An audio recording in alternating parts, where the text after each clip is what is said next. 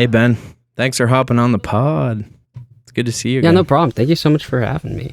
Yeah, so before we get started, we got to do a little shout out. Our friend Jake Horowitz, he is a director we had on the show. He's got the U.S. premiere, just reading off the info, the U.S. premiere of his new film, 1,000 Cuts, coming up in, I believe, San Jose, California, March 15th, 9 p.m. at Cinequest Film Festival. So if you want to grab tickets, anyone who's in the area, cinequest.org, and you can check that out. Cheers. But now it's time for the real show to begin. I hope you don't mind, Ben, but we made a little condensed bio for you. Just like to do a little intro. Oh, awesome. Ooh, okay. So all right, let's hear it. So Ben Willey, aka Days to Waste, started his music journey at 14 on YouTube and dropped out at 16 to go all in. Blending nostalgic emo with modern production, he's built a dedicated fan base with over 10 million streams, all while working almost entirely solo. Oh no, I'll let you down. I couldn't stick around. Just try and be still and keep to yourself. We've both known you for a while. Yeah. I don't know what year we started talking. It's like 2018 or something. Yeah, 2018. I hit you up to Mix Breathe, if you remember that. Oh, I do. Yeah. I loved that song. Yeah, that was a cool one. I remember you posted something on your story about, you're like, mixing a song for this guy. And I'm like, I'll hit him up. I'll just see what happens. And yeah, you mixed Breathe for me. And I hope it sounded all right. it sounded great. It sounded perfect. Because I did one. What was the other one that we did? It was Lovesick, the one that you're featured on. That was the first song I heard, I think, of yours, Ben. So that was with you, Braden, right? Awesome. It was, and I Yeah. gotta say, I can't remember if I told Ben this, but I accidentally mastered it twice. Yeah, I remember you telling me about that. And it was just absolutely crushed and super compressed. I don't know Just how that a happened. pure but rectangle. Dude, I feel so bad. It still did well. It was a good song. Yeah, pure rectangle. That's funny. No, I didn't notice. It was great. I thought it sounded great. Yeah, we love I compression. think that's a big thing with like musicians is like you'll always hear something that nobody else is gonna hear, and like you might have a problem with like a mix or like, cause I'll listen to songs I made in like 2020. I'm like, what is this garbage? But like some people, I mean, they don't really pay attention to that kind of stuff, you know. I guess like if they like it, they like it. Right. Yeah, we were talking about that recently where you're sitting there like 3 a.m. tweaking like a couple dB, for hours. Oh my god. No one's ever going to know. Yep. Do you currently mix your own stuff, Ben? Yeah, I mix all my own stuff.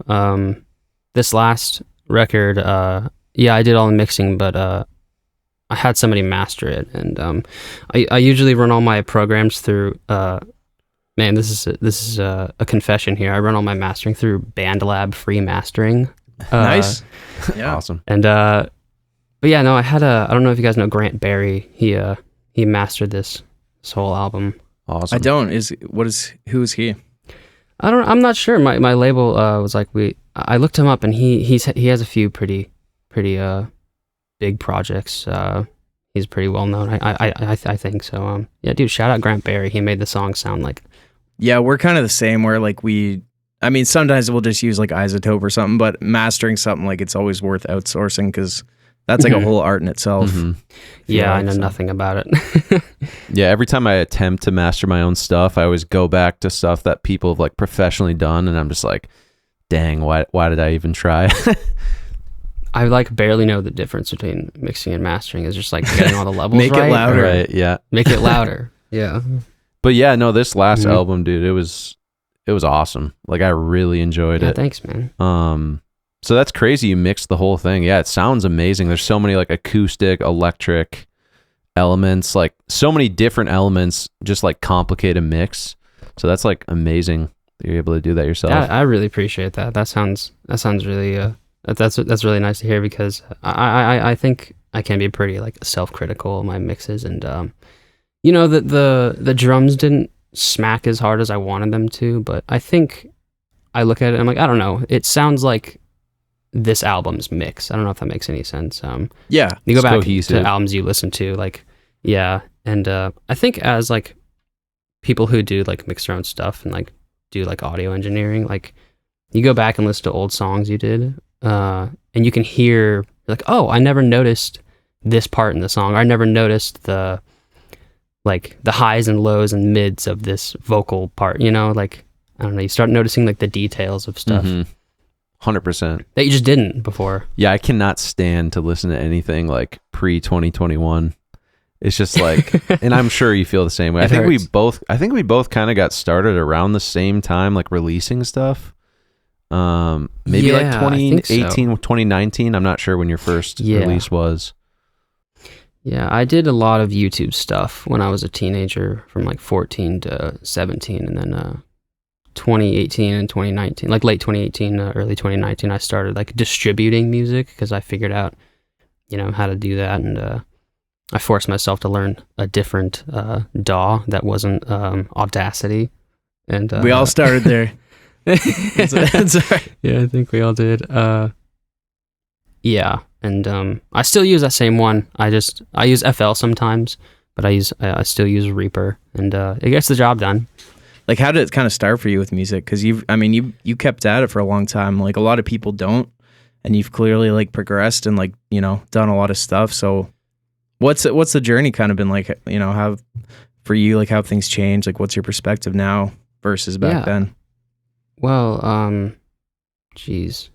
I think music has always been something that has like really deeply like impacted me as like a person, and it's always like had such an intense like feeling. I don't know if that makes any sense, but I've always been very drawn to music, and my family has been very musical, and I used to play drums at my church's worship team, and then upgraded to playing guitar on my church's worship team, and but I guess it all started on like YouTube doing covers. It started with I was in like 7th grade when I found like the emo scene and was like, oh gosh, I can actually, make music if I wanted to. Cause, I found an artist called, Catching Your Clouds. I don't know if you've, I think I've heard of them. Very classic, very, very old. And then, lots of Brian Starr's interviews, just kind of like dreaming of, playing at Warped Tour and playing shows, and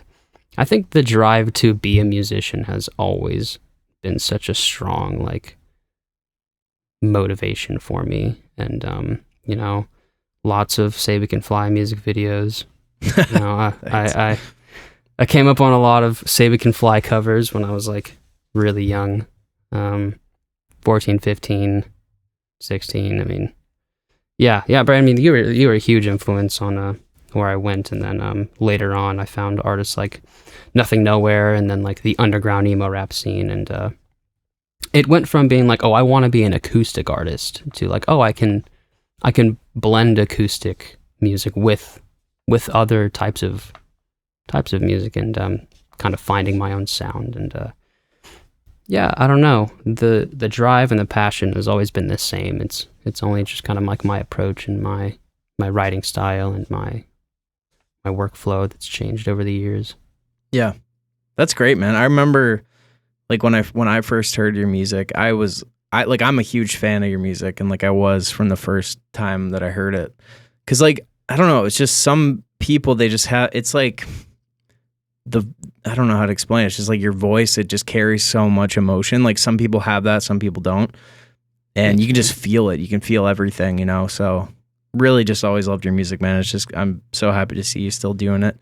Man, thank you. Yeah, and I know you also had another band as well. Yeah, I'm in a band called 6 Acre Earth. Yeah, and we still do stuff. It's just it's been just kind of hard to like get things going, because we're definitely more.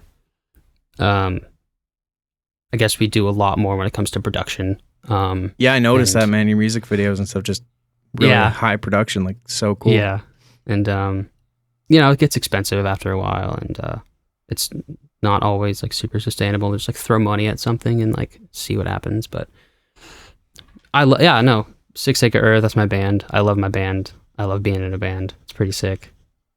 That's awesome. So do you guys, when you play, because we played one show together actually, right? This was in LA. Yeah, dude, I remember that. Back in 2021. It seems like it wasn't that long ago, but it's like 4 years now. It's so insane, 4 years ago. And I think that's crazy. I mean, yeah, because it was like a solo. Yeah, we all did like our own thing, just kind of plug in the aux cord, play backing tracks. Is that how you normally perform now? Because obviously the new album, very produced, like tons of guitars, drums, acoustic. So like if you were to perform that album, would you do it with a band or would you kind of do it solo? 100%. Yeah. I recently went on tour and it was an amazing experience. But when it came to the performing, I wished I had something more. I wish I had a band behind me. I wish I had, instruments and a drummer and like all that stuff. And because I mean that's how the album is made, and that's kind of how my more recent stuff is made. Is like I would like a band with me, and I don't know. Yeah, I've always felt that same way. Just nice to have people around you. I've always felt the opposite. But Really? I can understand. Yeah. I had like times where I was like, oh, it's just, I hate being on stage alone. It's so awkward. But then I just learned to totally sink into it. And then I quit because I still felt too awkward. Dude, No, I just didn't like perform. But anyways, yeah. So what was touring like for you? Like, was that, I'm like not on social media, so I'm like so out of the loop with what people are doing. It's all right. Was that like your first tour, or have you done? That was my first tour, 2020. Oh my God, 2023. Jesus Christ. Yeah. What happens to time? I know. What happens there? Yeah. 2023. Yeah, that was my first ever tour, and it was an amazing experience. Crazy East Coast. Never like huge turnouts, but I don't know. I didn't really care about that. I just it was more so the experience of it. I was so scared to perform every single night. I was the first one up every time, and I don't know. It was more so about the experience of touring that stuck with me. And I showed up to these shows, and there were people there to see me, and that didn't make any sense to me in my head. I'm like, what do you mean you're here to see me? Like, there's so many other acts on this tour, and yeah. So that was really surreal and really crazy and huge. Like, every day it was just like imposter syndrome, like to the max level. That's cool. Who was that with again? Was it Sad Eyes and? Yeah, that was it was me, Sad Eyes, Dempsey Hope, Jomi, and was that it? I think that was it. Nice. Yeah, so 4 of us. That's cool. Did you guys put that together yourselves? Yeah, it was self. It wasn't like we didn't have any like company. It was mainly Nathan, like Sad Eyes, who kind of like put it together and talk to people. And shout out Rob. He's done a lot of touring. He was our tour manager, Rob. He's done lots of tours, and he still does that to this day with like bands like, I think he just got off a tour with Amberlin. Is he, by chance, he's not like an Australian guy, is he? No. Okay. Because I know a tour manager, Rob, too, so I'm sure there's lots of them. There's lots of tour managers named Rob. Oh, yeah. Definitely. No, he lives here in Portland, actually. That's cool, man. Mm-hmm. Yeah, we played a show, too, whenever that was. Yeah. In Portland. You and I and Gold Steps.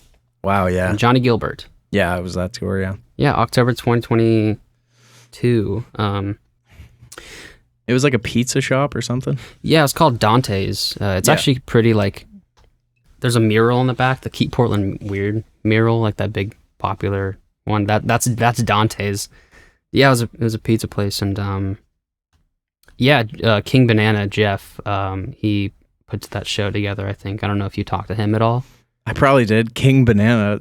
Yeah, that's the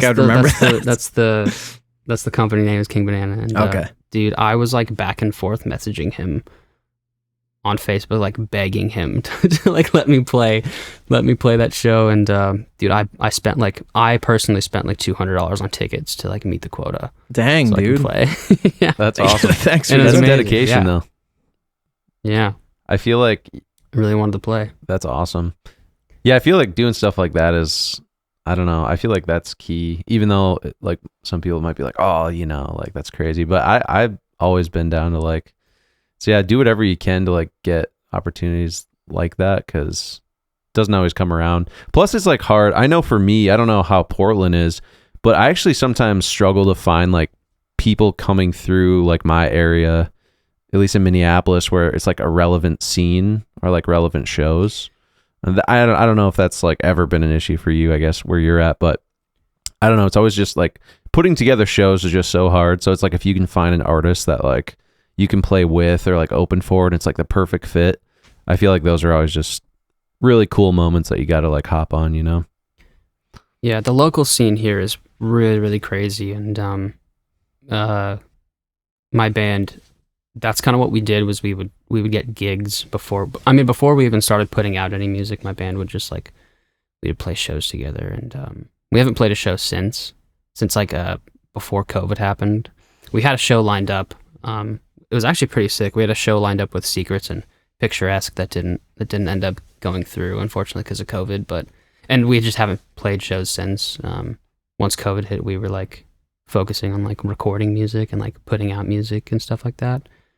But yeah, we're actually getting back into the swing of things. We're practicing and putting together backing tracks and stuff. I know for me and for Dustin, like when a lot of times like in life, like we're more kind of just like reserved or just, you know, really kind of like quieter, like just kind of do our thing. But like when you get in a creative zone, like you just kind of open up a part of yourself and you feel like at home. Like, do you feel that way with like recording and playing and stuff like that? Because I can see that, like, especially in your videos, like you just seem so comfortable doing all that. Well, yeah, I mean, when it comes to recording music, that's definitely like, I feel like I am letting out like a part of myself that I don't usually express to you know, people around me. And I guess when it comes to like music videos, in the videos themselves, it's almost like, to me, that's just as important as like the song it's associated with.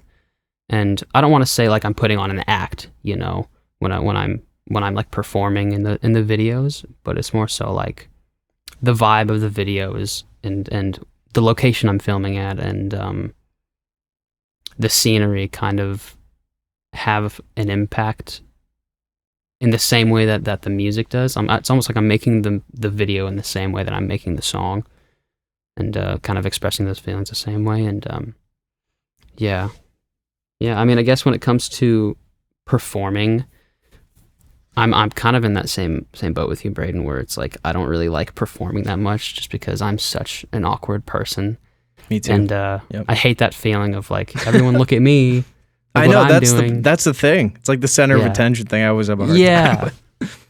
Yeah. I feel like that's our genre's biggest weakness in general. Maybe not weakness. It's actually it's a feature, not a bug, but exactly. It's just like that insecurity and like introvert nature. But then you're like, oh, now I have to actually like pretend to be extroverted in some sense, because otherwise it's just I don't know what's gonna happen. Like, I don't know.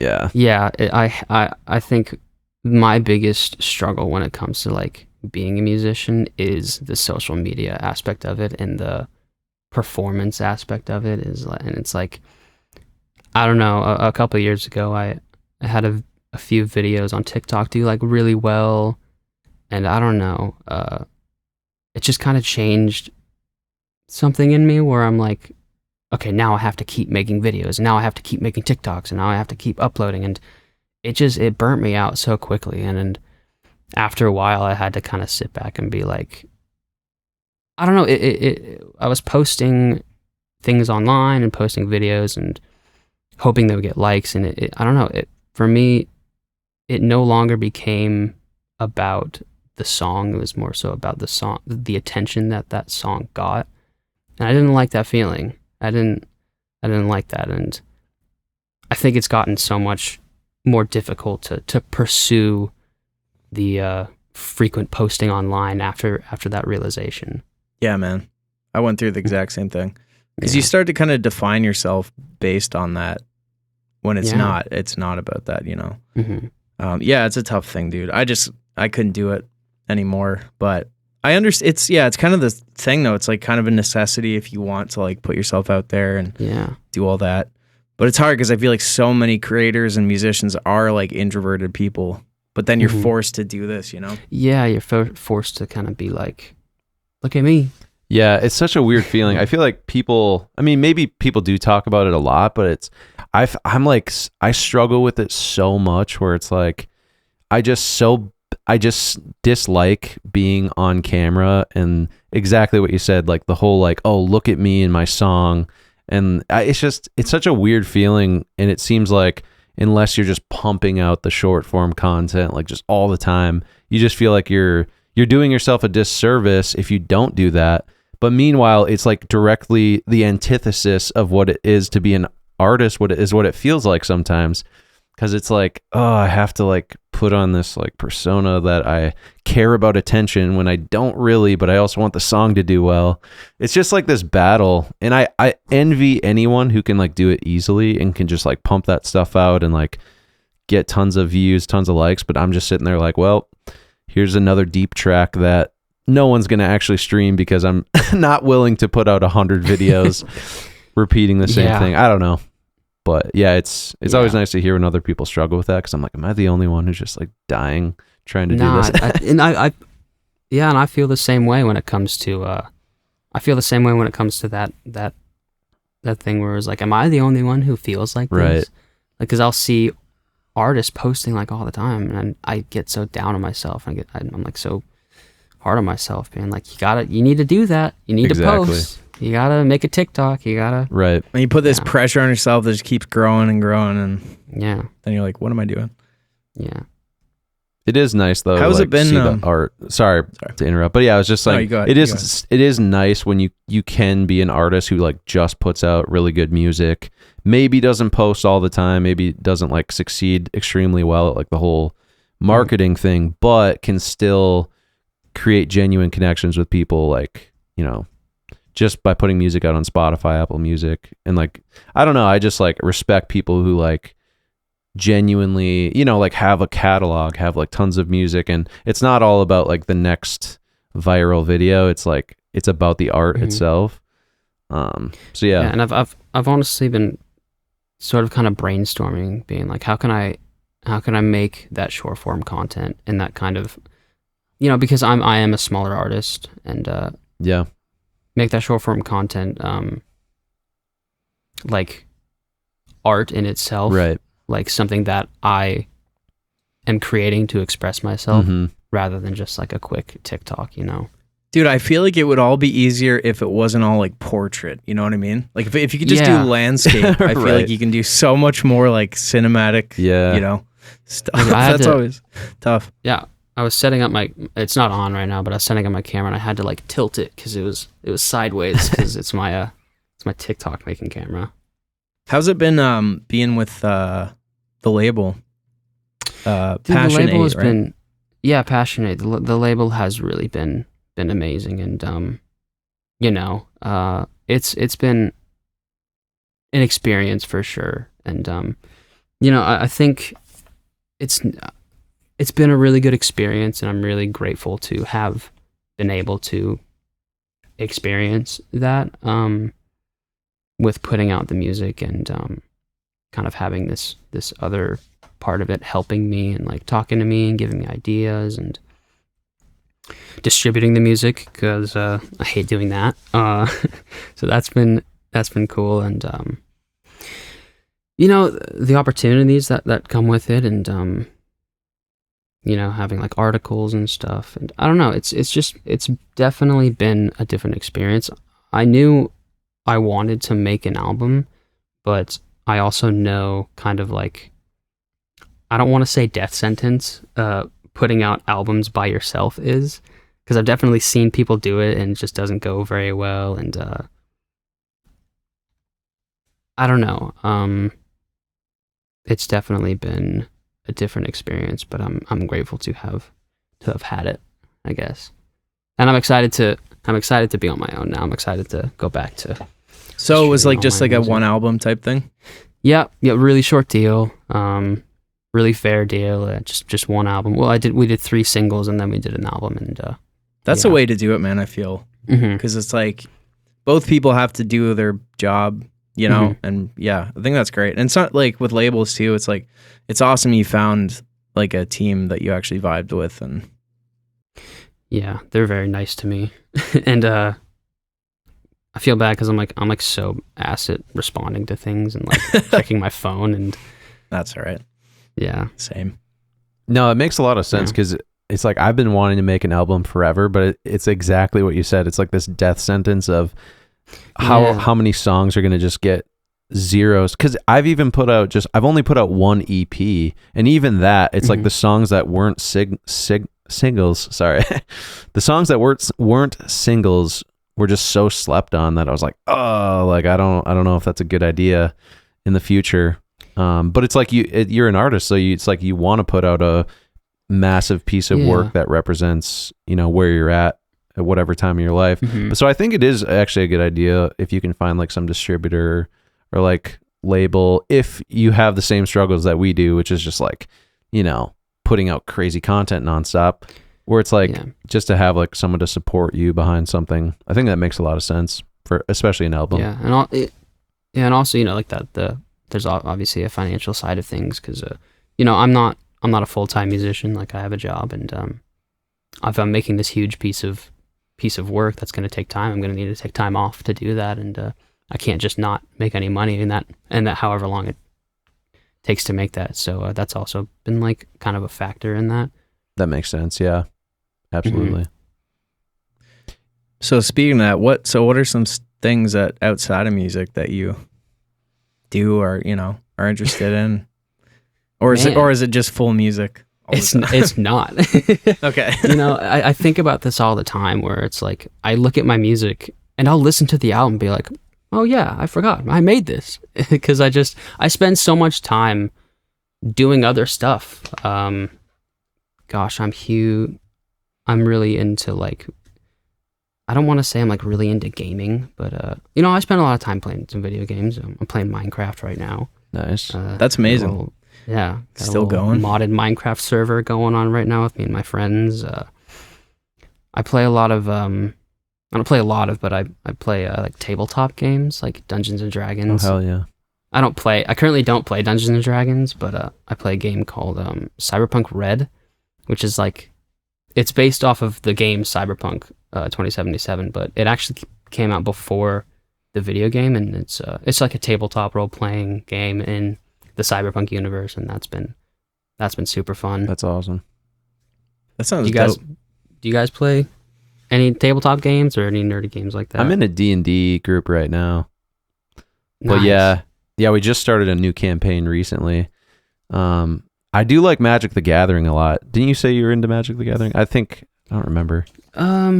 So a couple years ago, or like it was a couple years ago. I tried to get into it, but I gotta be honest, man, I'm not smart enough. I'm not smart enough to like do that. I would go to like my local gaming store, like a game cafe, and play with people, and it was really fun for a while, but I don't know.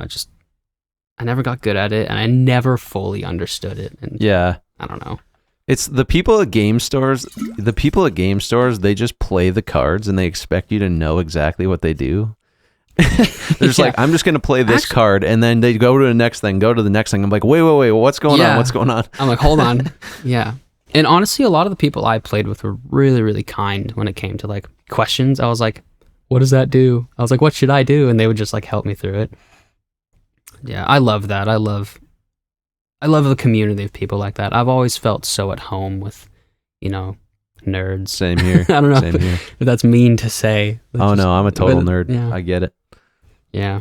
I feel like it goes hand in hand. Like, I don't know. You've never played Magic the Gathering, Braden? I think I was like involved in one game, and I was like, I don't get it at all. Yeah. Like I want to, but it's gonna take me like months. But no, I'm a big like cards guy. I love playing cards. Just playing Like cards. poker, euchre, any card game. But it's like kind of the community thing. It's like when you're sitting there playing cards, you're just like in a moment with somebody, just talking. Like I just love that. Yeah, I love that. I love I recently so I have like my main phone and like my kind of social media work phone, and I used to have like Instagram and TikTok and stuff on my other phone, but I recently just got rid of it, and I've just been I don't know, I've found that it's so easy for me to just kind of sit down, open Instagram, and then just lose 2 hours of my life for no reason. And so I've been kind of figuring out what to do to like, all right, replace doom scrolling with like something else. And I think social activities like playing card games and stuff like that is such a good way to do it. I mean, just yesterday, I just got back from house sitting, and instead of sitting there on our phones, me and my partner played some Mario Kart together. And I don't know, it's stuff like that where it's like, I don't know, trying to do more interactive things and trying to do more stuff that actively you have to think about, I guess, because social media and doom scrolling TikTok, that shit is just like so draining because you don't think about anything. You just sit there and you just consume content, and it's exhausting. I don't know. Like zombifies It you. literally drains you, man. So Yeah. weird. Yeah, I feel like you have to almost. That's great though. You have like two phones, because that's what I've been trying to figure out too. Because like when I'm working, if the phone that I had with me like didn't have any of that stuff, I feel like I wouldn't run into that trap where it's like, oh, I just opened Instagram and was scrolling for an hour for no reason whatsoever, and now I feel shitty, and now I got to go back to work. I'm like, wait, why did I do that? Like that's such a valuable. Yeah, exactly. And like also it just like lowers your frequency, lowers your vibe. And I feel like it's just bad for everything, like creativity. It's bad for like so many things. But yeah, I've been always like trying to figure out if I could have like a smartphone with all the stuff that I need on it, like, you know, those apps for like posting, but then also like a dumb phone that's just like a flip phone, but it's like the same number. I don't know. Like, Dude, the dream of the flip phone. Dude, Always try to figure out a way. It's like, how can I have how can I make it work? Yeah. As long as it has a SIM slot, like you can have any phone you want. I'm like, I guess that's another thing I'm really into is like tech and I don't know, like I don't want to call it, I don't know, like coding, I guess. Like I'm trying to look into like learning like Python and Linux and all those other things. Like I'm a huge geek when it comes to like stuff like that, and something I've really been nerding out about for the past few years is like cybersecurity. I don't know if any of you know anything about. No, that's like a Yeah, man. I About feel that like just stuff? through podcasts and stuff, like know a little bit about stuff. Yeah, that's What, do you, cool. what podcast? Man, Rogan, Friedman. What's that other dude? He's like a Marine. Sean Ryan. Yeah, Sean Ryan. Like just like all those guests that are just crazy high level. Like I just love that stuff. Yeah, if you want a podcast about like that kind of stuff, look into a podcast called Darknet Diaries. Okay, Interesting. Never heard of that. Yeah, it's super. I mean, dude, the stories that people have and that guy interviews is like really insane, and that's been a freak one of mine. I feel like that's cool to learn about because I feel like there's so many things that you'd never know or think of, you know, that you probably should know about all that stuff. Like, Yeah. do you know much about like the quantum computing? Have you? No, looked in? No. Okay. no. What is it? I couldn't I'm tell not you, gonna- man. Some kind of like insane computer that has to be at like sub-zero temperatures. And Weird. I was listening to like an explanation of it because I know like normal computing is like ones and zeros. It's like you know, this or that. Mm-hmm. But quantum computing is like this and this. Like it's kind of like I don't know how to. I have no idea, but it can basically do stuff in like a fraction of the time that other computers can. Interesting. So. I think it's like It's like solving problems. Yeah, I think a quantum computer chip can like can solve something in 5 minutes that would take like today's strongest or best super, or literally it's like if you took the computers we have today, made them like the size of the universe. Or no, I don't know what this. I'm trying to size of the see. We have no idea what we're talking about. All I know is that I heard some explanation that was like it would take today's best supercomputers like 10 times the time horizon like that the universe has been around, like 10 times that time to do what a quantum computer chip could do in like 5 minutes. So I don't know, Dude, Wow. imagine editing 4K on that bad boy. Damn, He's dude. so smooth. Imagine exporting Oh, man. a video on Just- that bad boy. That'd be it insane. would literally take negative Crazy. 1 second. Yeah, that's wild. That's funny, That's man. crazy. Man, I'll have to look into that. It's like, cool though. Whatever that is, that's crazy. I know other. No, I'm just kind of into like regular computers, I guess. Yeah, not, fair. not the quantum level. Floppy disks. Floppy disks. Are you into crypto at all? I've looked into crypto. Yeah. Cryptos, like I'm a huge cybersecurity dork, and it's an anonymous way of paying for things, and I don't know. I've wanted to. My roadblock is I wouldn't want to like invest in it. I don't know if that's something that I'm interested in. If I were gonna use it, it would be to like just so I can pay for things anonymously and like not have everything like not every payment I have like tracked or whatever. And but I guess my roadblock is like, how do I do that with everything? How do I incorporate that with like when I go to like a Chick-fil-A on a Saturday? Right. You know. Right. Yeah, you're into it, Braden. I haven't gone too deep. I spent all my crypto on a watch. I always say that. I had like $1,000 of Bitcoin, or I don't know how much it was exactly, and then I just like spent it all, and then I never bought back in. But yeah, it's like a fascinating thing. But there's so much shit to society. It's just so complex nowadays. It's like how do you just learn everything but yeah. You don't happen to know a guy named Matthew Pines? Have you heard of him, Ben? Matthew Pines. Matthew Pines. Can I do a quick Google search? I know he's like a government cybersecurity like expert. Super fascinating guy. I've heard him on podcasts. Like that's the only cybersecurity person I've ever heard on like a podcast that's his specific job. He's currently been interested in UFOs as well, but he's like a super like cybersecurity geek who just brilliant guy. I'll have to look into him. It doesn't sound familiar. Yeah. I don't know. That was the only person I knew that did cybersecurity stuff. But yeah, I don't know. But we're just topic fishing here right now. Topic fishing. You into UFOs? What about UFOs? Yeah.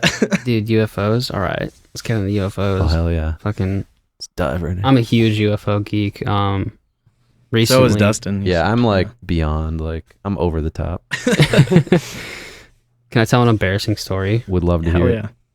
So I was at work one day, and I have the Ring app, and I got a notification. You know, like this is around the time all the UFOs over Jersey. The drones. Was it Jersey? Yeah. All the drones over Jersey, and somebody posted in the Ring app. They're like, "Do you guys see the drones in the sky?" And I'm like, "What? The drones in the sky? That's crazy." And some people are like, "Oh, it's just planes." I'm like, "Okay." And so as I was driving home that night, I look up and I see something that didn't look like a plane. And I'm like, is that a drone? I think that's a drone. And I started seeing them everywhere. Oh, really? I'm like, what the fuck? And I was taking videos, telling everyone, I was like, are you seeing these things everywhere? And so one night, me and a few friends go up to the top of a parking garage. And my friend has like a thermal vision. And we were looking at these things through thermal vision. And yeah, they were all planes. And I just live near an airport. And they're all planes. Dang it.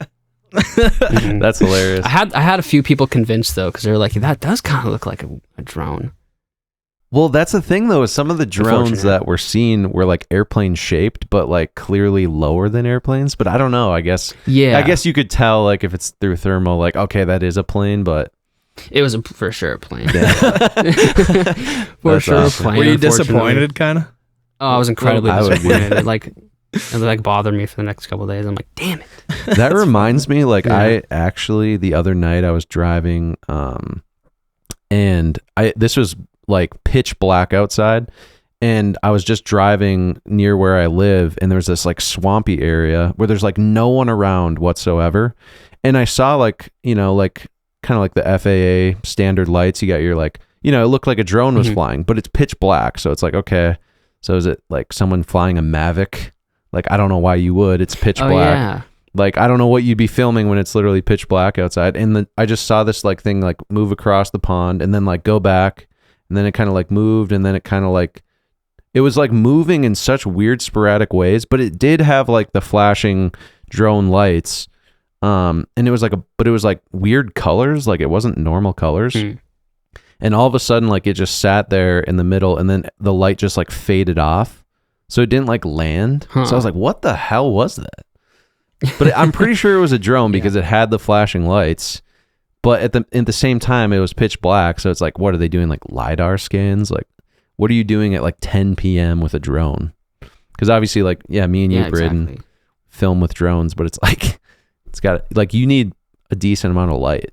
Like, pitch black, there's like nothing really to do with a drone, I feel like, unless you're like scanning something, but there's like no one out there, so it was super weird. That's crazy. Yeah, I've unfortunately never had like a personal experience. I mean, I really wanted to when I saw those drones. I had myself convinced. But Yeah. no, but Yeah, I haven't. I either. mean, that's a lot of like. I'm very into UAPs and UFOs and like all that kind of stuff. And Yeah, keeping up with the disclosure stuff and all that. oh yeah, you know, really into like huge like Bob Lazar fan and that other guy who I don't remember what that other guy's name was, but More recent man, whistleblower. no, not a whistleblower. He's just like into it. What's that like theory called? Like zero something Point theory? energy. 0 Point Energy. Yeah, I watched a whole documentary on 0 Point Energy, and I was like, "What the fuck?" I recently watched one as well called, I think it was about a guy named Mark McCandlish who like drew. Is this the same documentary or is it a different one? It's about a guy who like drew like a blueprint of a UFO that his friend saw at like an air show. I think it was called 0 Point. Could be a totally different That documentary might though. be it. But yeah, it's such a rabbit hole. There's like Google. so much to it. It's almost like hard to talk about with other people because it's like if they haven't like followed that rabbit hole, you're just like, I don't even know where to begin, honestly. But Yeah, Bob Lazar I honestly is like couldn't really tell you. Bob Lazar is what got me interested though, for sure. Really? Yeah. I mean, like, I think he's what got me. No, actually, I used to watch a YouTuber who was a big UFO guy who I think turned out to be like he like faked a lot of his stuff. I don't remember what it. Gosh, I can never remember like names of things and people. But I watched a lot of his content back in like 2018 and stuff, and then found Bob Lazar and didn't he do an episode on Rogan? I think it's the most popular yeah. episode. Yeah, Really? I think it's That's the crazy. number one most viewed episode ever. he's That's convinced. Like, Bob's convinced that he saw something. Yeah. Something happened. Well, it's just like such a compelling story. It's like he does not seem like he's like my bullshit detectors just don't go off at all when I hear him talk. Yeah, yeah, and I think you can honestly I feel there's something about like human intuition that like when somebody is kind of embellishing something or lying, there is something inside of you that's like something's wrong here, like something's off. And Yeah, for sure. I don't know, it's so compelling when he talks about what he went through and like his experience at like Area 51 and what was the other area? It was like Area S4. Area S4. Yeah, he's like, oh yeah, I'm like way too deep. But yeah, he's the guy who kind of like made the whole Area 51, like, oh, there's aliens at Area 51. He's kind of the guy who made that popular, I guess, in pop culture. But yeah, it's a fascinating story for anyone out there who has not dove down the rabbit hole. Bob Lazar, great guy to check out. Yeah. Watch Bob Lazar. Have you Crazy. seen his stuff, Braden? Like his interview? Yeah, I watched that one. Nice. Wasn't there like a series about his experience too, like a show, like a docu-series? Yeah, I think so. I watched a documentary about his experience and him. I don't know. I honestly, I'm always really curious about the ocean because I know everyone's like talks about space, but I'm always like, I feel like there's something going on down there, you know? Definitely. Yeah, absolutely. The ocean. I recently just listened to this podcast called Wartime Stories. Shout out Wartime Stories, and he tells like stories of like supernatural happenings during like war times. And there's an episode on Operation High Jump, which was when the Nazis went to Antarctica to go like whaling, to set up like a whaling operation. Do you know what I'm talking about? I've heard of this. Dustin? I've heard of this. Yeah. It's one of the things that Yeah, I there's, want to like, explore lots of- more, but And there's like lots of theories on like, and there's accounts of like people going to like the center of the earth and finding like this race of people and like living there, and it's crazy. I don't know if any of it's real, but it's fascinating. I feel like it's just a good anything. mental exercise to even like be exposed to those stories and like consider the possibility that it could be true. It's like, even if it's not, absolutely. like that's like a good exercise for your mind, I feel like, for open-mindedness and stuff. Yeah. What are you gonna say, Braden? I couldn't tell you. I don't remember. I was just looking at Ben's bio. I was gonna ask you, is this totally different topic, but what were some of the Christian bands you grew up listening to? All right, bro. So we're gonna Total start with pivot. Hawk Nelson. Dude, let's pack up and move to California. Dude, they were from like, I'm fairly certain they were from like close to where I grew up. I feel like I say that with every podcast. Where? Sorry, continue. I'm just gonna do a Google search. Oh no, I was listening to what you were saying. No, Hawk Nelson, bro. Friend like dude. that. 20 minutes was from where I such- grew up. They're from. Sorry. Oh, that's crazy. I didn't even know they're Canadian. Just Jason Dunn, like a huge fan of them when he was in the band, at least. And dude, yeah. So that's what started kind of my path into like rock music, I guess. Yeah. And Reliant K, obviously. Oh, yeah. I still Massive. listen to Reliant K. Like, they're so good. Dude, I listened to Two Left Don't Make a Right the other day. Like the full It's album. such a good album. That was It's the such a first good CD album. I ever got, was that album. Oh, really? That's Mhm. funny, because Friend Like That is the first CD I ever got. So Yeah. good. But those are definitely the main two. I listened to a little bit of like Mercy Me as well. Yep. Did you ever have those X albums? It was like a compilation of, they did one every year. It just had a big X on it. It was like, had like a bunch of Christian rock songs. 1,000 Foot Crutch, Toby Mac, Hawk Oh, Nelson, yeah. Under Oath. Dude. Yeah. They did one 1,000 every Foot year. Crutch for sure. Yeah. That's another one he was from close to where I grew up to, which That's I didn't crazy. know. Random. Yeah, man, that music was really good. It's still good. Yeah, it still holds up. Mm-hmm. Reliant K I, Christmas album is still my favorite Christmas album. I don't know if you heard that one. What Christmas album? I think it's called Let It Snow, Baby Let It Reindeer, something like that. Oh, yeah. Yeah. So good. I remember that one. Yeah, I've definitely listened to a couple songs off of that, for sure. What was the album where they did Motorcycle Drive-By cover? Maybe it was like a cover album. I don't know. Reliant K. Yeah, it was song? Reliant K. Reliant K did a cover of the song Motorcycle Drive-By by Third Eye Blind. And it's so good. And I'm like obsessed with it. But that was like, it's random because that was like the first song of theirs that I actually heard, but it wasn't their song. It was a cover. I don't know if they put out like some cover album, maybe like way back when. I'm not sure, but Yeah, they've done a lot of covers. yeah. Yeah, they covered like Manic Monday. What else? I don't remember. But they've done a lot of covers for sure. Ben, did you ever listen to a band called For Today?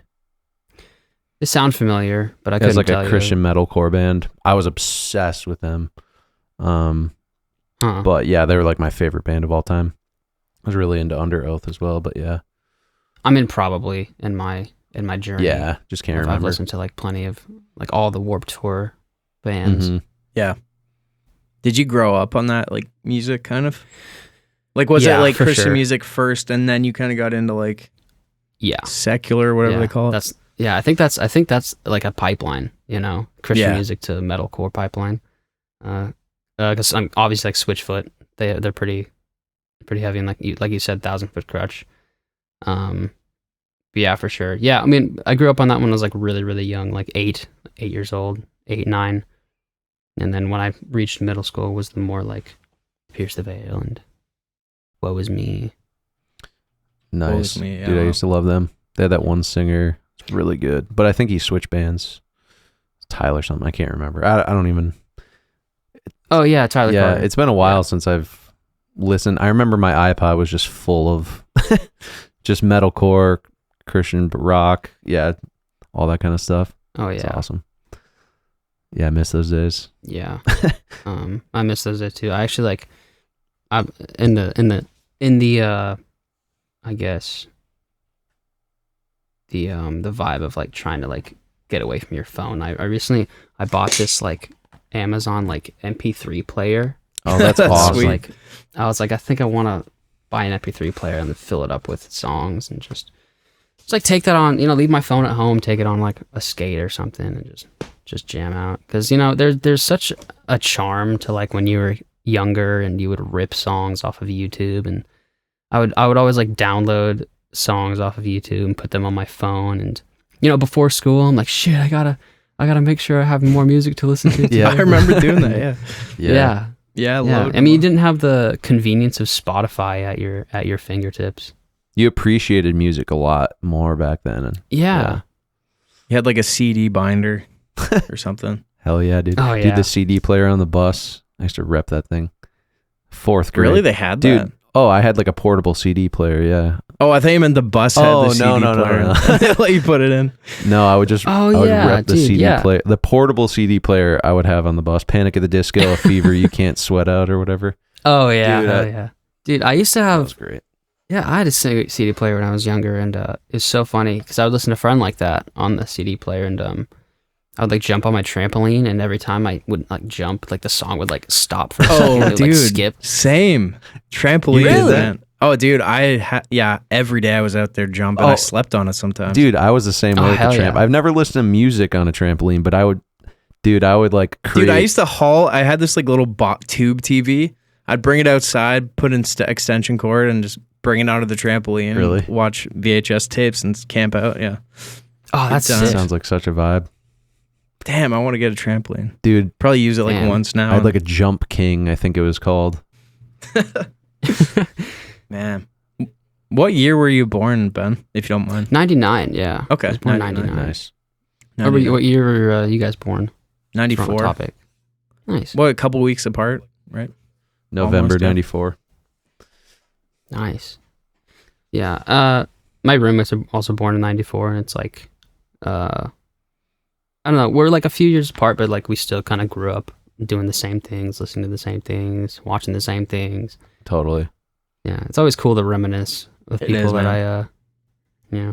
It was so much different back then, man. Like, I mean, you kind of forget sometimes, but Yeah. And I always like think about how I definitely like took it for granted because I don't know, it was so much simpler, and kind of back to the topic of like kind of get off my phone and like cybersecurity is just like you're fed so much bullshit nowadays, and it seems like every time you look up someone's trying to sell you something, and like that's not how it was back then. I mean, you get ads on TV and stuff, but you could go on YouTube and watch a video without getting an ad. You and the go on ads were like YouTube. cool toys and stuff. Yeah, they were like shit you actually wanted, bro. Yeah, exactly. Now it's like antidepressants and insurance, pretty much. Yeah. Antidepressants, insurance, HelloFresh, Factor.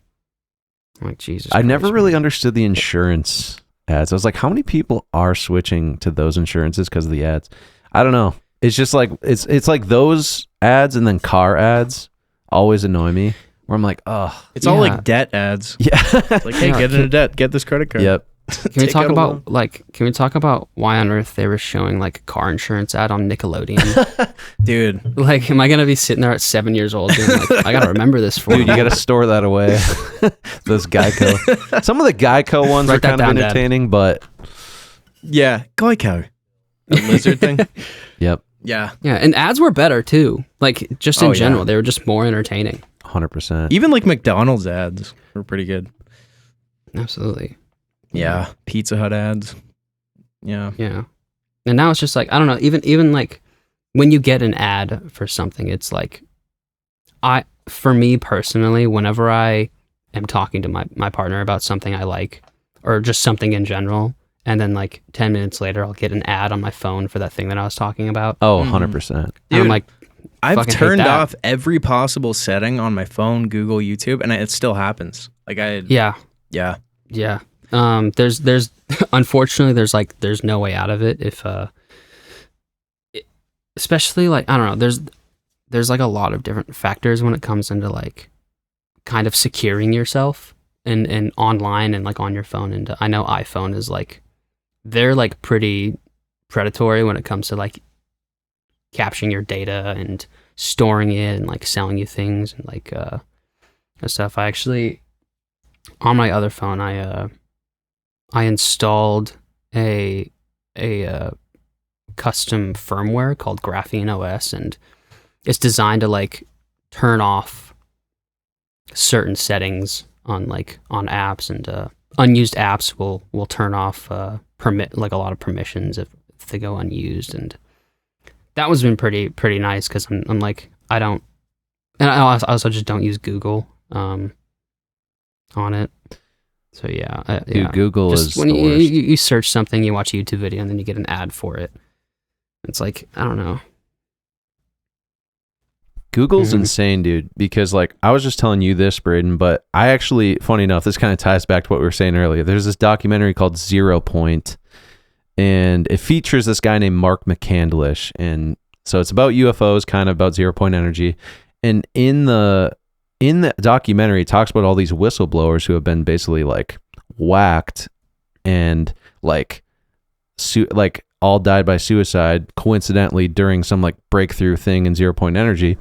And funny enough, I tried to Google this one guy's name that was involved in the documentary, and then I like Googled a whole thing about it, and it had to do with like the 0 point energy thing. I Googled it, and on Google there was 0 search results. It said there was no relevant results. You probably misspelled something. Something's wrong. No relevant results. I put that same thing into DuckDuckGo. Immediately, a million articles pop up that are extremely relevant to like that person in this like free energy thing. And I was like, what the hell, dude? That's crazy. Like they just like censor shit on Google as well. It's Dude, just like, yeah. oh, Censorship is super big, and like the big like tech companies, and like, you know, especially with like everything, you know, I don't want to talk about politics at all, but things going on in politics with like, I mean, you can't find stuff sometimes, and it's because whoever's like in charge or whatever is purposely censoring things to like on Google, like with everything going on right now. I don't want to yeah. be specific, but In general, it's just like, it's yeah, crazy. like these publishing places just like aren't covering these things anymore. And it's like, it's crazy how like as soon as shit starts to go down, all these companies and like articles just aren't being written anymore. It's like there's obviously some correlation there, and like things are being censored, and Yeah, that's a tough one. Yeah, that's why I'm always just like, I don't know. You got to like have your independent sources that you can rely on.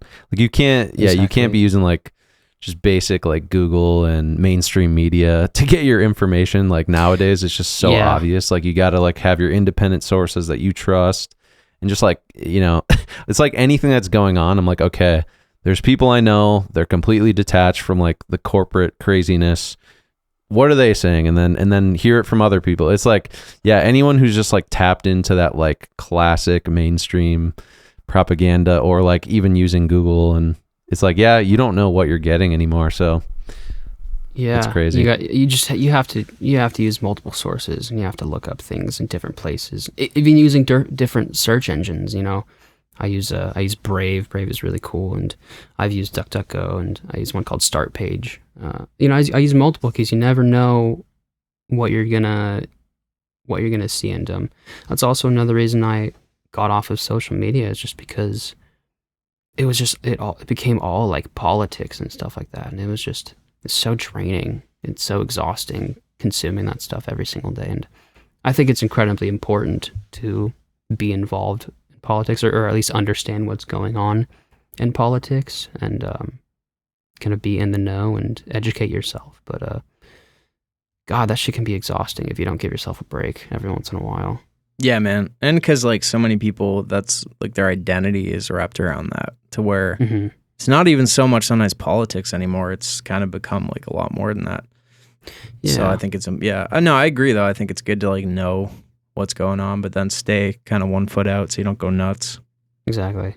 Yeah, man. It would be nice to just not have to worry about literally anything, just be able to make stuff all the time. Yeah.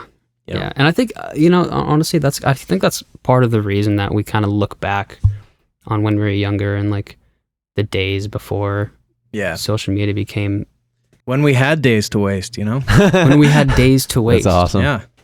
And we were drawn to the sky as well, and Drawn to the sky. When we said we could fly, That's what I was saying I on feel the like all tramp. our project names are just like reminiscent, And we also, I feel like all of us like kind of like the nature elements with like visuals too. I've kind of noticed that. Yeah. Oh, for sure. Yeah. That's actually something I wanted to talk to you about is both of you are incredibly like, so Amber Forest is it like a production company? Yeah, Is it we're like working a- on like a movie together right now, so that's kind of the name of the company, and then we Nice. just started a podcast to kind of hype the movie up, but just talk about, the process, but also just talk about whatever, connect with people. Yeah. And so, Yeah, it's just through doing Yeah. our own music videos that we were like, because Braden, you like wrote a script when you were younger, and I was always interested in film, but I think honestly seeing Braden, like your music videos and just like how you did some of those like more DIY, and I loved them, and then I started making music videos like somewhat similar, and then getting more into cinematography. I feel like that's kind of how we met up, but just kind of like sharing similar aesthetics. yeah, and like also having learned how to make like decent cinematic music videos for like nothing has helped the movie as well. So Totally. Yeah, that's a big thing is like kind of doing stuff cinematically yourself. I mean, I make all of my own videos, and I've had to learn a few things about like editing and Yeah. and how the camera works and stuff like that. And yeah, a lot of steps. But that's also been something that I've been really into is like making my own music videos. And I know you got, I mean, Yeah, I haven't made one in a while, but I used to love it, man. Like I looked at it the exact same way you described it, where it's like this is a different version of the song almost, and like Yeah, it it's has to kind of- embody it. it's something. And sometimes I'll film stuff that aren't music videos. I'll just like, I don't want to call them like promo videos, but it's just kind of like a part of the Yeah, man. releasing process. or It's the like with album. video and film, and like it's just a different dimension that you can like paint a picture of something you can't with music.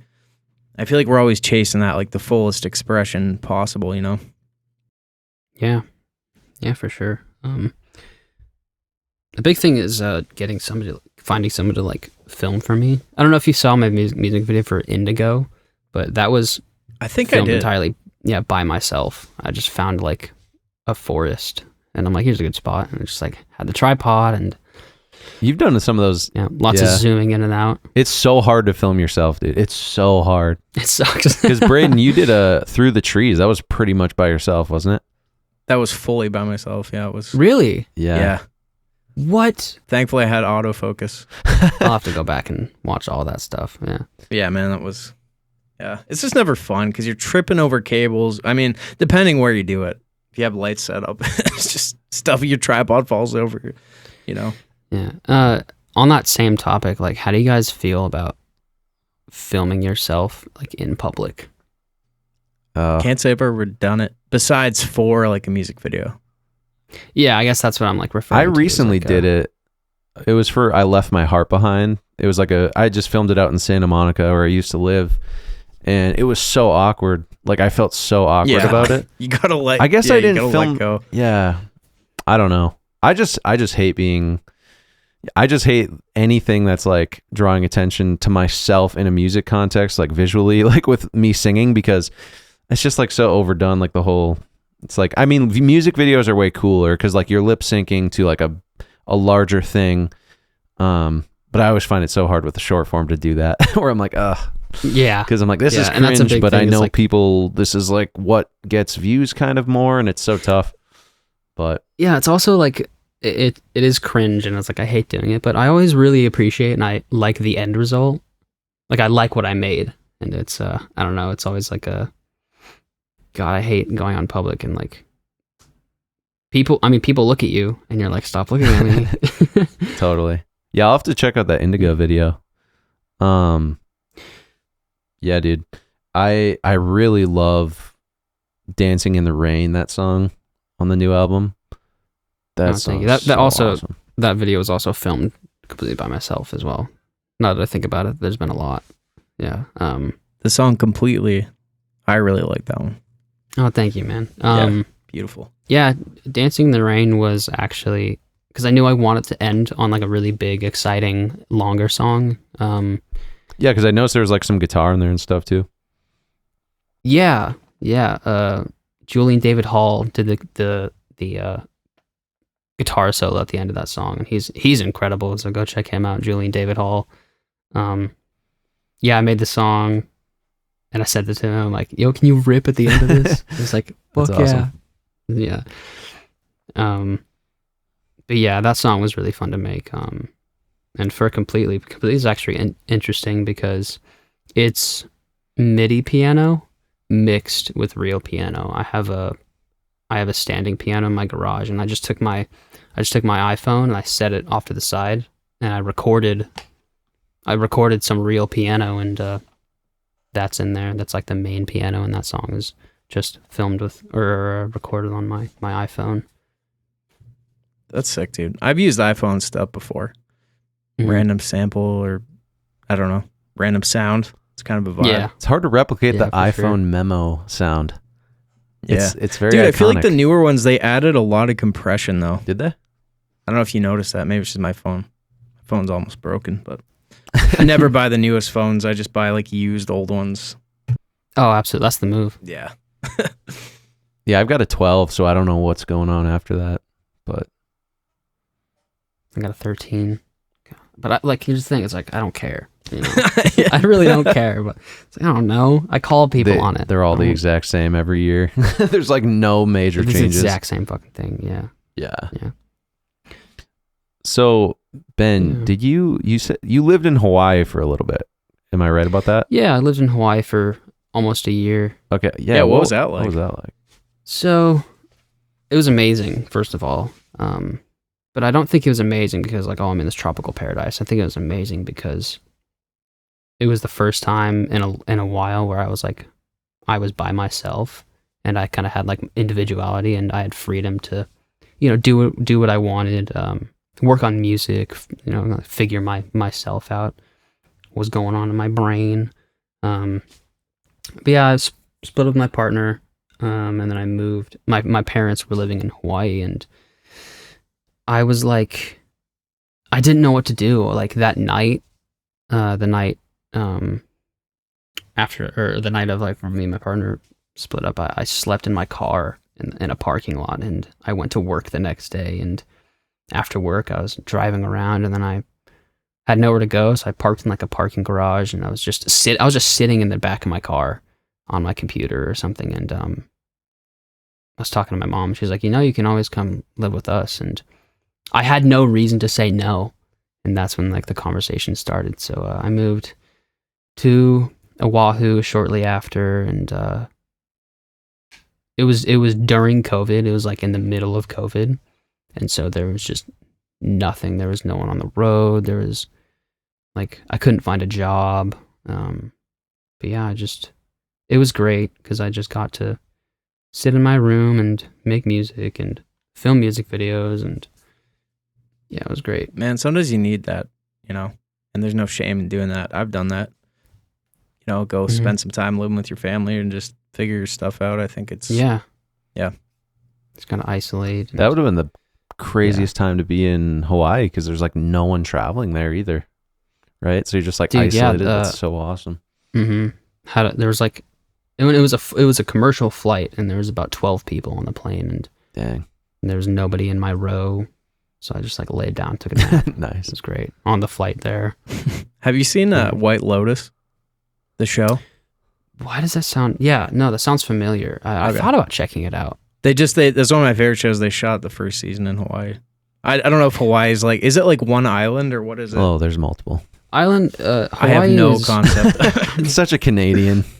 such a Canadian. Come on, man. No idea. Yeah, Hawaii's a few islands. There's, gosh, I feel so like dumb sometimes because like my memory is so poor. There's Hawaii. There's just a few islands. I lived on the smallest one, I guess the smallest main island, which is called Oahu, and that's the most populated, most like lived on island in Hawaii. Where like the other islands are like more like for like more touristy, I guess, more resorts and stuff. Mm-hmm.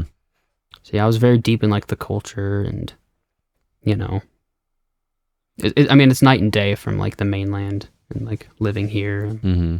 There's no Uber Eats. There's no stuff like that. Or it's like, I don't know. It says Maui. Maui. Maui's a different island. Oahu's the big island, right? Hawaii's the big island. Oahu's like the smallest one. Oh. I lived in Makaha, Makaha. If you wanna, Okay. Dude, the names are Look at that. so It's a- great for all these places. yeah. That's cool. Very small island. It takes about 2 hours to drive around the entire thing. And there's like a military base right next to, like right on the edge of it, right on the west side of the island. Yeah. That's awesome. Yeah, it was a great experience. Filmed Violet there. I recorded so much. I released so much music there. I made a lot of content while I was there. That's sick. It was just like a Hawaii era of my music. It's kind of funny. Yeah. I kind of feel that way too about like when I was living in LA full time. I put out so much fucking music during that time. It was just crazy. I guess like, I don't know. Yeah, it's interesting how you can see where you live based on the music. Like it kind of reflects to like where you're at in your life. And it is cool to have like, I don't know. I think writing when you're in like a different environment than normal and that's like stimulating can just be so beneficial. Because it's hard to, write just like all the same stuff, like just in your room, just at home. But I feel like traveling and like having experiences like that, like your writing just expands so much. Yeah, 100%. Yeah, absolutely. It was weird because I felt like, I don't know, it was still like difficult sometimes, but I just get like huge spurts of creativity and energy and I just sit at my computer for just hours and just write away and record and all that good stuff. And yeah, I mean, what you're saying of like music kind of can like reflect the time frame. Just kind of like, I think music as musicians and while we release music, it kind of can be like a time capsule of like a certain time in our life. And I don't know about you guys, but there's certain songs that I can't listen to because of that same reason. Nope. I think you're muted, Braden. Braden, you're muted. Oh, sorry, I was muted. Yeah, we know. Dang it. We know. Repeat that. No, I was just saying, yeah, I agree. I have songs like that. And I have some songs that I kind of like to listen to because it's like a nostalgic, like, Yeah, I remember absolutely. this, What are some? Can I if you don't mind me asking? I do mind. No, I'm just trying to think. I would say like any of the stuff like from that album Between the Roses, like that was just such a cool time of my life and just super connected to everything like music, and a song called Shallow I still feel really connected to. And yeah, I don't know. I can't really remember. I have just too many songs, but I don't know. Blessed are those. I'm joking. No, that You was hated that depressing time. this whole time. What you say? Blessed Are Those album. Oh, dude. Very Can rough. First, I want to say, I am in love with that album. I have a list of top 10 albums. It is on there. Me too. Thanks, dude. I love it. Because of reasons that's like, oh, that album, when I listen to it, it kind of makes me think of a certain time. It was in my like life. with you through a time. Yeah, exactly. That's so cool, man. That's like an honor to hear. Like it's like such a cool, magical thing about music. But that for Yeah. me was like one of the hardest times of my life, and I hated that album. I mean, I didn't hate it, but No, I get it. I totally get it. yeah, I haven't heard it in so long, dude. The space between your eyes, right? Is that one of the songs? Yeah, Space Fin. Massive hair in that video. We talked about that. Fucking massive. Dude, I love hair. that fucking song. So though. good, though. I love that album. The Space Between Our Eyes, I want you to know, was my mixed notes song for like 4 years. Really? Whenever I would record acoustic guitar, I would always go listen to The Space Between Our Eyes. To try Dude, you and, know like- who mixed that album was the dude that did Some Will See, or no, They're Only Chasing Safety by Under Oath. Oh, no way. That album, yeah. I didn't realize it was mixed by someone else. I mixed a couple, I think, and then I had him do, because I had this naivety back then where it's like I would find someone that mixed an album I loved and think that mine would sound exactly like that. You know what I mean? If you, yeah. So I would, but I did record. That was like one of the first ones I recorded all myself, like in a home studio, or most of it anyway. Oh, nice. But yeah, no, thanks, man. I appreciate that. Yeah, man. I've just been listening to your music for like such a long time, and you've had such a huge influence. And Thanks, yeah, man. I don't know. It's just cool to hear about the process, because you know I associate so many of those songs with, like, you know, I would listen to high school and like I would ditch class and then I would take my guitar down to the river and like write songs. That's awesome, dude. Yeah, man. Well, dude, honestly, I gotta say, like, your songs, they've been with me through some shit too. Thanks, man. Dude, that's so crazy to hear. And that's also just like so and crazy same to with some of Dustin's, like mostly your acoustic stuff. Like for me, it's like always got to be acoustic shit when I'm sad, you know. hear. Oh, absolutely. But it's cool when you like know people that make stuff that hits you like that. It's like you just never know. Yep. Yeah. Dude, that one song you had that I used to tell you I was obsessed with is like Embers, or what was it? Ambers? Oh yeah, dude. Oh my God. Thanks, man. Dude, that's Repeat, so funny because just fucking all the time. Yeah. Yeah. I just it's so funny because I just misspelled embers. But it's I so meant to call cool. it embers. It's so cool. It's called ambers. Which Yeah. is, you know, it works. It's fine. That's awesome. We actually stole that for our production company name. Amber. did? No, I'm joking. Amber Forest Podcast. Oh, dude. Oh, you should have let me have that. You should have just told. You should have just let me. Run with That's it. funny. I would have been like, oh hell yeah. Didn't you guys play I just have this faint memory, and I could be making this up in my mind. Wasn't it during the pandemic you guys played like a Zoom show together? Oh my God, you're right. Holy shit. Wasn't Braden Ross there too? Yeah, it was Braden Yeah. Ross. Yeah. Dude, that's so funny. I forgot about that. That's funny. Yeah, wasn't it just more like kind of like a not interview, but like we just talked, I think. I can't remember if we played or if you played. We played a couple songs. Did we? Played a couple songs, but it was more so just like hanging out. I totally forgot we did that. Had to make some coin, man. Used to sell tickets for those. And Dude, fuck yeah. Gotta get that bag. Yeah. No, that's funny. That's funny. Yeah, I remember that. Do you guys struggle with, because I feel like all of us kind of make music for the sake of like making music. It's just because we like doing it. But when it becomes like this thing that I have to like make money off of, I don't know, I can struggle with like that. I sell features sometimes, and I like doing it. Mm-hmm. I really like singing other people's songs and stuff, but every time I do it, there's just like kind of like this sour feeling in my chest. I'm just like, ugh. Yeah. We both do that. And I kind of feel the same sometimes, but I'm like, I think I went through that like massively, and then I kind of stopped like caring. I'm just like, it's just something I do. It's like one of the things I do now is music. Mm-hmm. So I kind of detached a little bit. That's fair. So I don't mind fair. looking at it. It's like just part of a way to make a living, but I also enjoy it.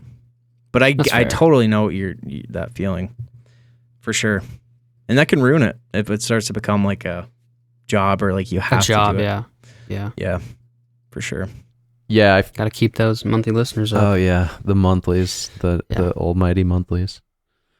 Almighty month. It was so weird, dude. This is random, but I don't know what happened, but like a few months ago, like my monthlies dropped by a decent amount, but then my streams were like higher than the monthlies were at the time. I don't know, it's just weird. But I hate, it's like chasing the damn like numbers is just like exhausting. Yeah. I know Spotify does and did like a listeners purge, like where they just kind of purged a bunch of inactive accounts. And also I believe Spotify was no longer available in Russia. You could correct me if I'm wrong. That could have been it actually. Yeah. And I lost a few listeners from that. Yeah. I remember at one point I released a couple songs with Sad Eyes, and my monthlies spiked up to like over 100K, and I'm like, what the fuck is going on? Yeah. Yeah, the collabs can really help. Yeah. For sure. Dude, I got to 99.8 and I was like, let's go. And then I just went back all the way. And I'm like, no, we were so close. We were so close. Dude, So when I funny. did that song with Said the Sky and William Black, it just fucking went absolutely nuts. Like I remember seeing it was like 1,000 people listening now, and I was like, oh my god. Oh, yeah. And then it just goes away, and you're like, oh man. Yeah, it's like Jesus. a slot machine. Yeah, I actually haven't even. I don't even really look at my Spotify for artists anymore. Like, Yeah. I check I don't mine know. way too much, but Yeah. there's no reason to really. Yeah, it's just like I just forget about it sometimes. Yeah. it's better to forget about that though. I feel like it's just so tough because it's the constant like like how is it go, and then you'll just have those random times where like you just get these big drop offs or the big random like ups, and like there's really, I mean, you can control it if you have stuff like if you're pumping out that content, but for us people, like for the people who just love making the art and then are not obsessed or not like maybe good at it either, like the content thing, it's like, man, I just feel like you just got to detach as much as possible, but it's hard because it's like you want to do that, like you want it to, because you ideally, like music's the only thing, especially for me, like the only thing that I do, but it's it's challenging as hell for that to be the case. So it's like you have to do other things on the side, and you have to do this and that. So it's like it's tempting to just like I don't know. It almost feels like the making a deal with the devil. Like I have to like put out this stuff that I hate. But then it's like, I don't know. Can the short form stuff do well if it's that inauthentic? You know what I mean? I always wonder that too. Yeah. Like if it's coming from a place of inauthenticity. I feel like it all does pretty much. You think so? Like Yeah. most. No, I don't know. I don't know. Yeah, it's hard to say. It's interesting. Before we go, we got to ask, what's your, you got a movie of the week recommendation? Fuck. Does it have to be like a new movie that's come anything out? you watched recently. Oh man, I've watched. Dude, me and my partner are like huge movie watchers. I'm gonna. We literally just watched Charlie and the Chocolate Factory last night. So that's what I'm gonna recommend. If you watched Charlie and the Chocolate Factory as a kid, go rewatch it as an adult. It's a different movie. Man, I've never done Which that. one? That's a good Because isn't call. there? Yeah. There's two, right? Charlie and the Chocolate Factory. So there's Willy Wonka and the Chocolate Factory. So Johnny Charlie and Depp's the Chocolate Charlie Factory. one, right? Yeah, Johnny Depp. Yeah, with Johnny Depp. It is the weirdest movie I've ever seen in my life. So it's actually called Willy Wonka and the Chocolate That's the Factory. first one. Yeah, the old Wow. one. Yeah, Willy Wonka and Old Charlie and the Chocolate Factory are the second one. That movie kind of scared me a little when I was younger. It was Valid. like kind of disturbing. Yeah, valid. People like blowing up and yeah. But yeah, man. Well, it was really great to have you on. Dude, yeah, thanks so much for having me on. Glad we got to talk. Is there anything you kind of want to shout out or that you're working on? Yeah, man, go listen to the album, Forget Me When the Summer Ends. Means a lot to me. I put a lot of work into it, and you can grab a vinyl as well. Trying to sell those. My label's been on my ass about like selling a bunch of those, so go grab a vinyl. Yeah, we'll throw your links down in the description there. Oh yeah, thank you. But yeah, go listen to Forget Me When the Summer Ends. More music to come. Sweet. Love to hear it. Hell yeah. All right. Well, this has been Days to Waste on the Amber Forest Pod. And as always, everybody, we'll catch you in the next one. So, all right. Peace. See ya. See ya. All right, later, guys.